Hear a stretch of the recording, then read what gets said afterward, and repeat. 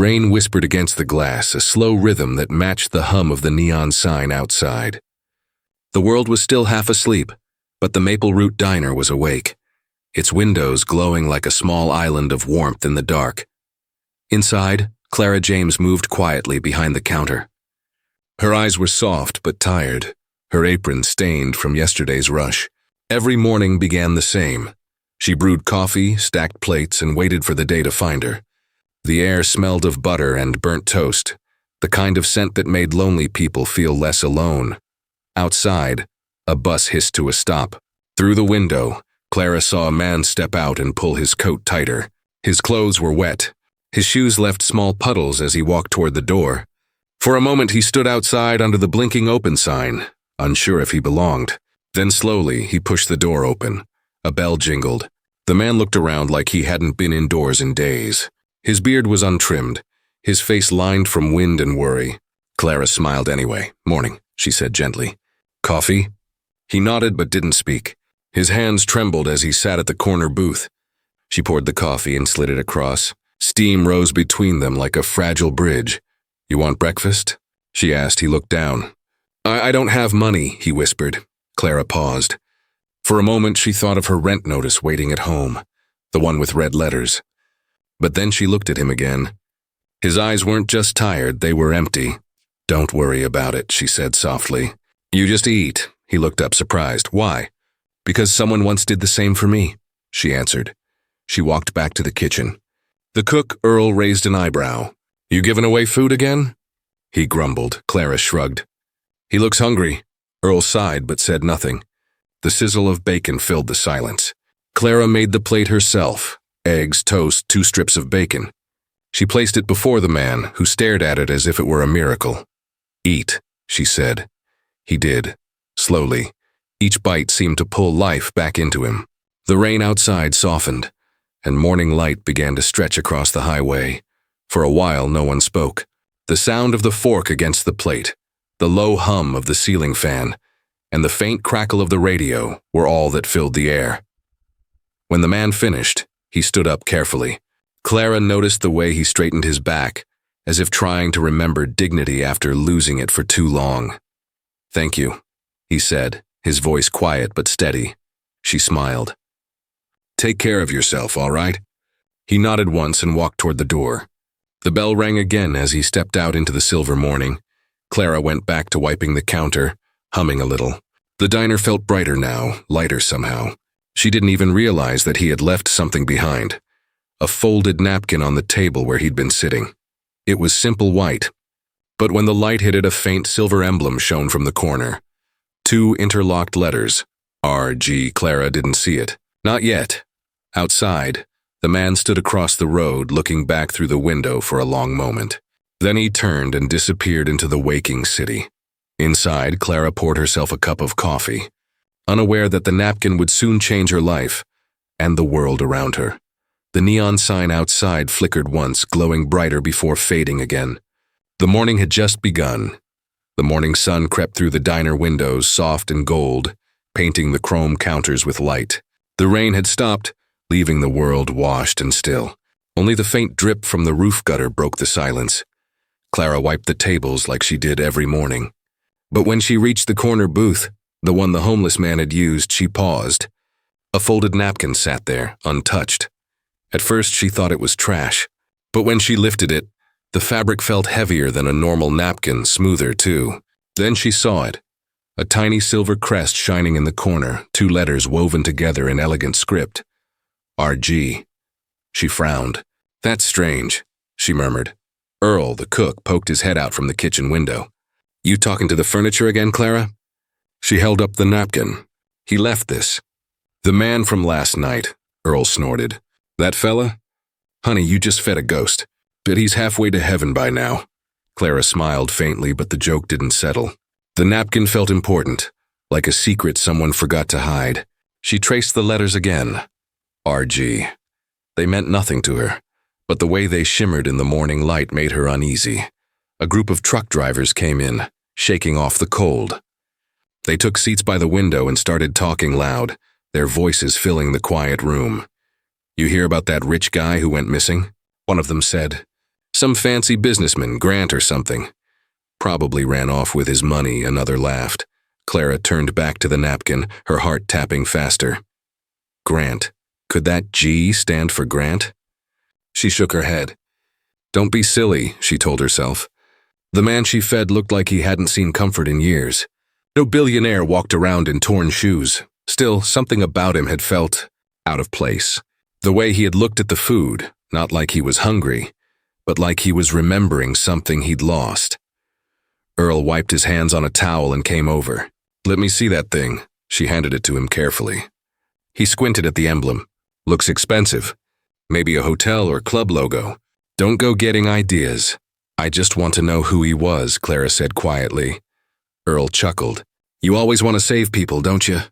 Not everyone wants to be found. She folded the napkin again and placed it beside the coffee maker. The lunch crowd was starting to trickle in, and soon she was busy taking orders, pouring drinks and smiling through the noise. Outside, a black sedan rolled slowly past the diner. Its windows were tinted, the kind that kept secrets inside. It paused for just a second, engine humming, before gliding away down the road. Inside, Clara turned to grab the napkin, but it was gone. The counter was bare. She blinked, looked around, checked the floor, nothing. It had vanished, as if it had never existed. Her hand trembled slightly. For the first time in years, the diner didn't feel safe. It felt watched, and somewhere beyond the glass, someone knew that she had seen the crest. The sound of the coffee machine broke the silence, hissing like an old memory refusing to fade. Clara stood by the window, staring out at the quiet street beyond the diner. The sky was pale and cloudless, the kind of morning that looked calm but carried weight beneath it. She still couldn't forget the napkin, the strange emblem that had vanished. It wasn't just curiosity anymore. Something about it stirred an ache she couldn't name. Earl noticed her drifting off and called from the kitchen. You okay, Clara? You look like you've seen a ghost, she smiled faintly. Maybe I have. But her mind had already slipped somewhere else, to a cold night many years ago, when she had been the one sitting in a booth, hungry and alone. Back then, she had nothing. Her mother had passed after a long illness, and the bills had taken everything that was left. Clara remembered walking the streets with a suitcase full of clothes and a heart full of silence. No one saw her. People looked past her as if she were invisible. She remembered the rain that night, how it clung to her hair, how her stomach twisted with emptiness. She had wandered into a diner just like this one because the lights looked warm. A waitress had walked up and said gently, "Sweetheart, you want coffee?" Clara had nodded, embarrassed. "I don't have any money," the waitress smiled. "That's okay. Sit down." Minutes later, a man in a dark coat had entered and watched her quietly from across the room. When he left, the waitress brought over a plate of food and whispered, "It's paid for." Clara had never forgotten that. She never saw the man again, but his kindness became a seed planted deep inside her heart. That single act had reminded her that good still existed, even when the world felt cold. The sound of a customer's spoon clinking against a cup brought her back to the present. She blinked and looked around her small diner. The peeling paint, the cracked tiles, the faint hum of the old ceiling fan. It wasn't much, but it was honest. It was hers, and now she understood why she kept doing what she did. Every free meal, every gentle smile, every small mercy, each one was a way to pass forward what she had once received. She glanced at the empty corner booth where the man had sat yesterday. "Maybe," she whispered, "we're all just paying back a kindness someone once gave us." Earl came over with a coffee pot. "You said something?" She smiled softly. "Just thinking out loud," he grunted. "Don't think too much." "That's how folks lose sleep." She chuckled and reached for her cup, but her eyes drifted again to the window, where the world outside shimmered with heat. Something about the street felt different today, quieter, heavier. She thought she saw a dark shape move near the old oak tree across the road, but when she looked again, it was gone. Maybe it was her imagination, or maybe someone was really watching. She took a sip of her coffee. The bitterness steadied her. "Kindness costs less than coffee," she murmured, almost to herself. Her voice disappeared under the soft hum of the ceiling fan. Outside, on the opposite sidewalk, a shadow lingered near a parked car. The glint of a camera lens flashed for a second, then vanished. Clara didn't notice. She turned back to wipe the counter, her face calm, her movements steady. The diner looked ordinary again, but the past had already begun to reach for her future. The morning began with silence, but not peace, the kind of silence that feels watched. Clara noticed it first when she stepped outside to unlock the diner door. The air was too still, the street too quiet for a weekday morning. The smell of rain lingered from the night before, but the clouds had cleared. Only a faint chill moved through the air. She flipped the open sign and turned on the lights. The hum of the coffee machine and the clatter of cups gave her comfort. But something outside the window caught her eye. A black sedan, sleek, polished, tinted, was parked across the street. The driver sat motionless inside. Then another appeared, and another. By the time Earl came out of the kitchen, wiping his hands on his apron, there were 4 of them, lined along the curb. Earl frowned. "Looks like a funeral line." Clara forced a small laugh. Maybe they're just lost, but she didn't believe that. She could feel their presence pressing against the glass like cold breath. The regulars started coming in. A few truckers, an elderly couple, a tired nurse from the night shift. Everyone noticed the cars. The nurse whispered, "You got celebrities in town or something?" Clara smiled politely but kept glancing outside. Each time she looked, one of the men in suits lifted a phone or camera toward the diner. Their faces were blank, calm, professional. Earl muttered under his breath, "They ain't from around here." Within an hour, the street outside was jammed. Cars slowed, people took pictures, and someone even went live on social media. "Look," said one of the customers, showing her phone. "People online are saying something big's happening here." "Mysterious diner is trending," Clara froze. "What?" The post showed a picture of her diner taken from across the street, her silhouette faintly visible through the window. The caption read, "Private security vehicles spotted outside small-town diner in Georgia." What's going on? Her stomach tightened. She tried to stay calm, serving coffee and pancakes with a steady hand. But every time the bell on the door jingled, she turned too quickly. By noon, a police cruiser pulled up. Officer Simmons, a familiar face, stepped in and removed his hat. "Morning, Clara, you all right?" "We got calls about unusual activity," she nodded, wiping her hands. "Just those cars out there. They haven't done anything." The officer peered through the window. "Yeah, well, it's strange. No plates from around here." He radioed something in, then gave her a reassuring nod. "Lock up early if you feel uneasy, okay?" She thanked him, but her eyes drifted to the door. Something small had been slipped under it while they talked. An envelope, plain white, edges damp from the morning dew. She bent down slowly, heart beating faster. No return address. No name. Only one small silver emblem stamped in the corner, the same one that had been on the napkin. Her breath caught. Earl asked, "What's that?" She didn't answer. With careful fingers, she tore it open. Inside was a single line written in neat, graceful handwriting. "Thank you for seeing me." The paper trembled slightly in her hands. Outside, the sedans remained, silent, waiting. The first sign came with the sound of blades cutting through the morning air. A helicopter, low, loud, and out of place. Clara stepped outside, shielding her eyes from the spinning dust. It hovered above the diner for a few seconds, camera lens glinting under the sun before veering off toward the highway. Inside, Earl was already complaining. "Media circus," he muttered, flipping bacon. "You'd think we're hiding gold in the freezer." Clara tried to smile, but the pit in her stomach grew heavier. Cars lined the road. News vans with satellite dishes, camera crews setting up tripods. Microphones poked toward the diner windows like curious birds. By noon, customers stopped being customers. They became onlookers. People pointed phones at her through the glass, snapping photos as she poured coffee. One reporter even shouted through the door, "Miss James, how does it feel to change a billionaire's life?" Clara froze.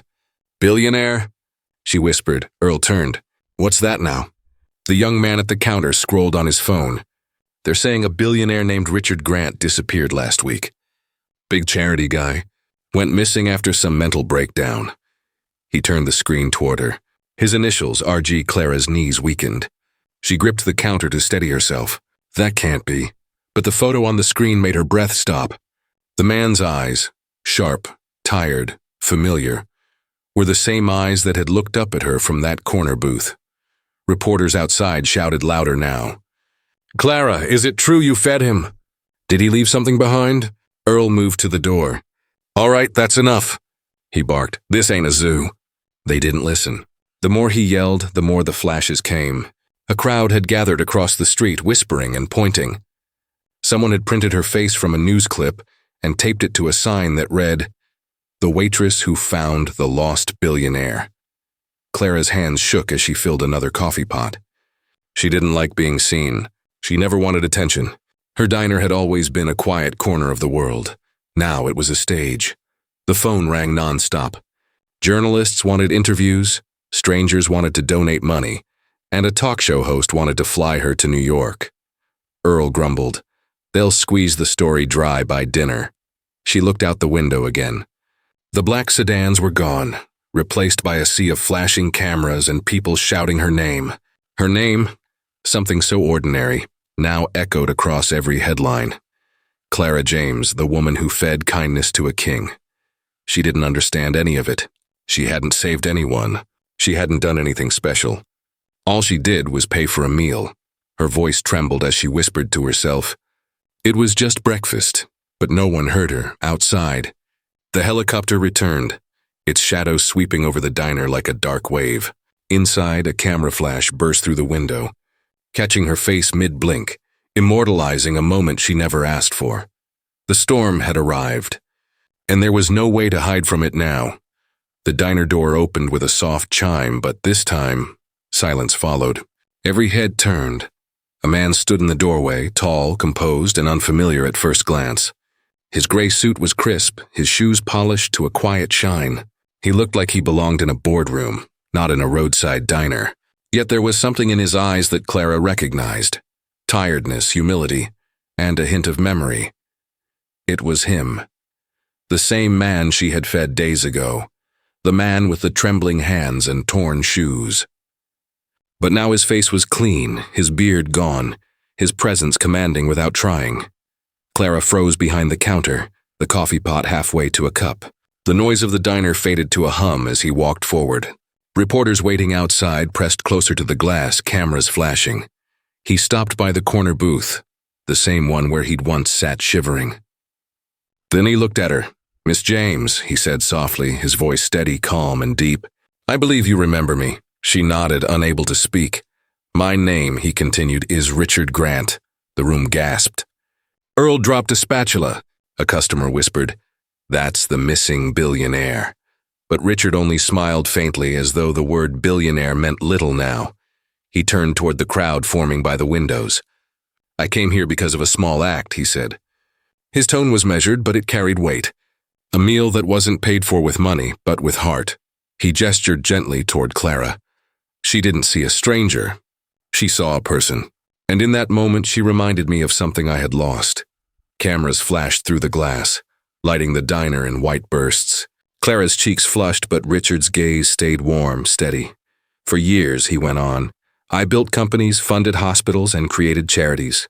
But somewhere in the noise of wealth and applause, I stopped seeing people, began to measure value in profit, not kindness." He paused, his voice quieting.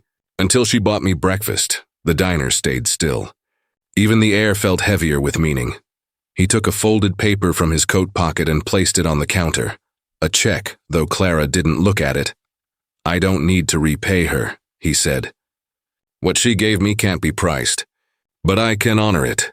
He turned toward the press outside and spoke clearly enough for the microphones to catch every word. "Starting today, every dormant foundation I own, every closed shelter, every charity that stopped when I did, will reopen. Fully funded, and it began here in this small diner." Cheers erupted from outside. Reporters shouted questions, cameras clicked nonstop, and the low whir of a helicopter could be heard above again. Richard turned back to Clara, lowering his voice so only she could hear. "You didn't just feed a hungry man," he said. "You woke something asleep in me." Clara finally found her voice. "I didn't do anything special," he smiled gently. "That's what makes it special."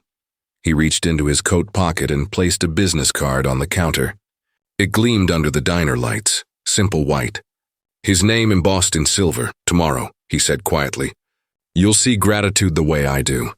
And with that, he turned and walked toward the door. The bell above it rang once, soft and final. Outside, the crowd erupted as Richard Grant stepped into the sunlight. Inside, Clara stood still, her reflection trembling in the coffee pot's shine, realizing her life had just changed forever. At sunrise, the world outside the diner stopped moving. Engines idled, cameras blinked, and a strange, reverent silence filled the highway. The first light of morning brushed against a sight no one had ever seen. 400 black limousines stretching down the road like a river of glass and chrome. From the diner window, Clara stood frozen, her coffee cup trembling slightly in her hand. "Earl," she whispered, "what?" "What is that?" Earl stepped beside her, his jaw dropping. "That," he said slowly, "looks like the end of the world, or the start of something better." The limousines gleamed beneath the soft light. Drivers in dark suits opened doors, one after another, in perfect rhythm.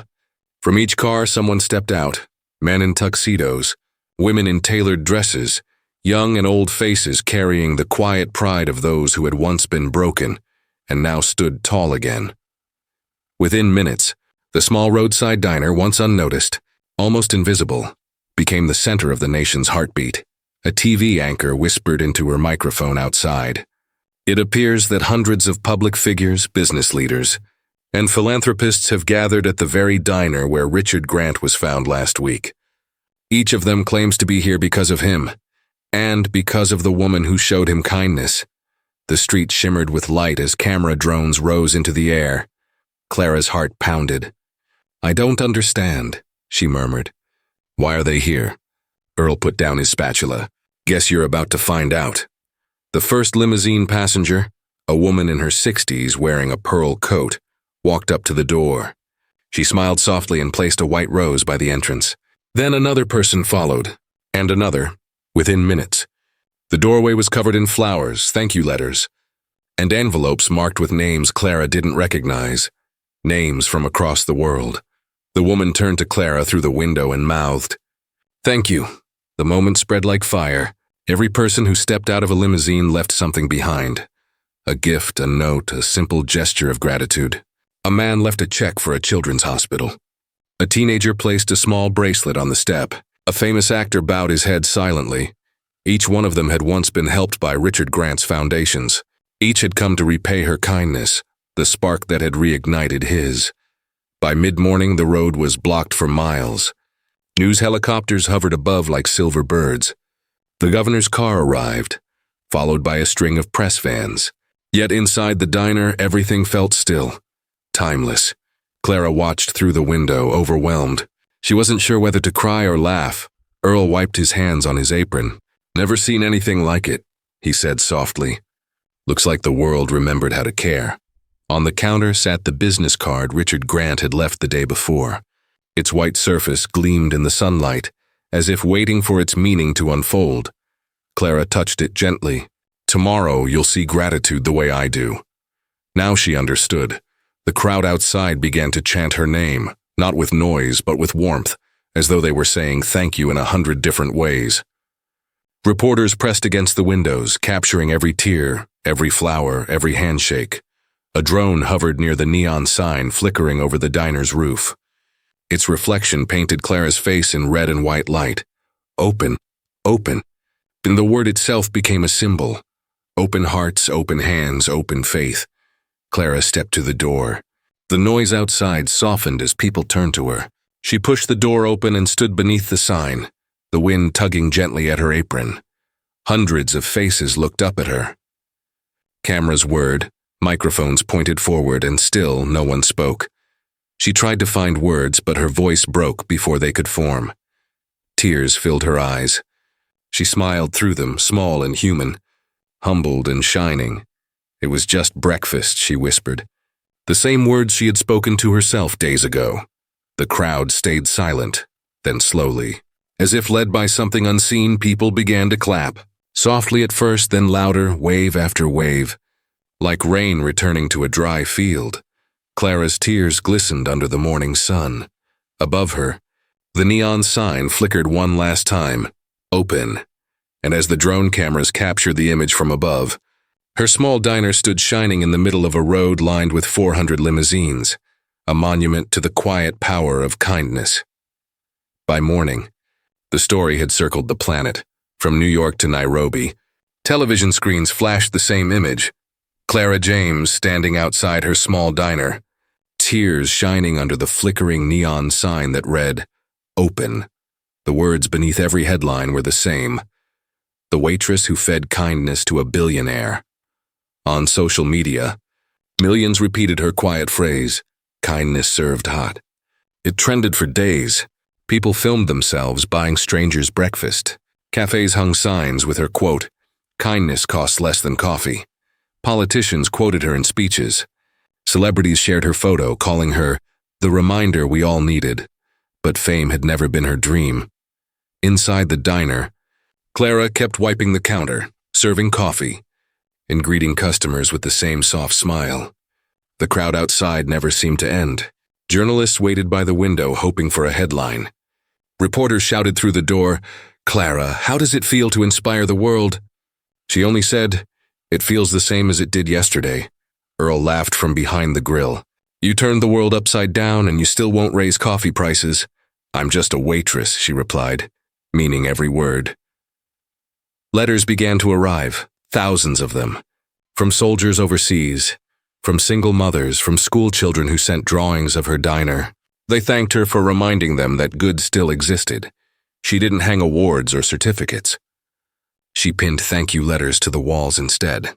Soon, every inch of the diner was covered. White paper hearts, crayon drawings, folded notes with shaky handwriting. Each letter carried a story. One said, "I was ready to give up until I saw what you did." Another read, "My father and I spoke again after 5 years. Your story made me call him."